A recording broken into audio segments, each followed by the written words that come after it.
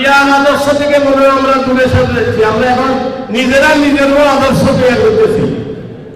জিয়াউর রহমান এবং বিএনপি দানের শীষ, এই তিনটা বাদ দিয়ে দেখেন আপনি এলাকার মেম্বারও হতে পারবেন না। মেম্বার নেতা কর্মী ভাইয়েরা একটি কথা সবাই বলে যায় যে সেটা হলো 1921 সালে 30শে মে চট্টগ্রাম সার্কিট হাউসে একটু বিপদগামী সামরিক অফিসারের হাতে বাংলাদেশের জনপ্রিয় রাষ্ট্রপতি জিয়াউর রহমান নিহত হন।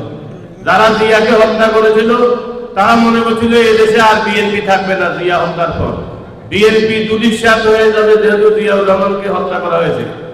আজকে দেখা যায় মৃত জিয়ার চেয়ে জীবিত জিয়া অনেক শক্তিশালী।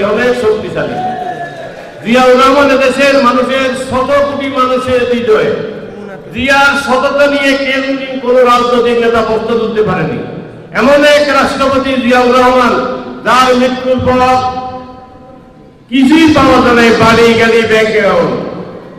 আপনারা জানেন বিশ্বের নামি দামি একটা পত্রিকা নিউজ টাইম, সেই পত্রিকা একটা নিবন্ধন লিখেছিল, চলে গেলেন দক্ষিণ এশিয়ার এক দরিদ্র দেশের সৎ প্রেসিডেন্ট।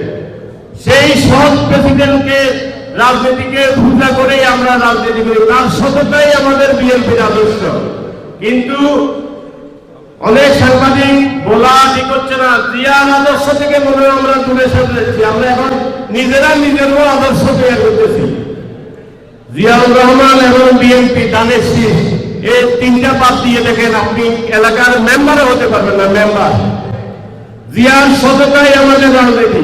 আল্লাহ কিছু কথা বলেছে, যেহেতু বলে বলছে আমি আর বলবো না। সবাইকে বলবো ঐক্যবদ্ধ থাকেন, শান্তি শৃঙ্খলা সেম অফ কমান্ড করেন, সুন্দরভাবে আমরা সবাই ভাই বন্ধু, একে অপরের ভাই বন্ধু। আমরা যাতে একে অপরের বিপদে আপদে সবাই মিলেমিশে কাজ করতে পারি, এই উদাত্ত আহ্বান জানিয়ে বিদায় নিলাম। খোদা হাফেজ। প্রথম বাংলাদেশ আমার, শেষ বাংলাদেশ, জীবন বাংলাদেশ আমার, মরণ বাংলাদেশ।